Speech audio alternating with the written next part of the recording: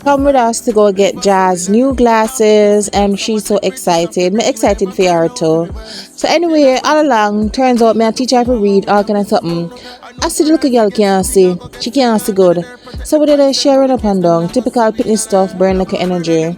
We wait for the lady to come, so then we're like, hey, let's just go shop around. We eye shop, we are look. Certain things catch your eye, we don't know, we just try on and we are try to make it fun for ourselves. Then parents, some of the sound know. If your kids are complaining of a headache, take them to the ophthalmologist. Turns out them probably just not see. They need to get their eyes checked out. So that's my little parent tip of the day. Anyway, we just did a eye girl. But look at time, we see some little coach glasses, other glasses, we don't know. We just a look.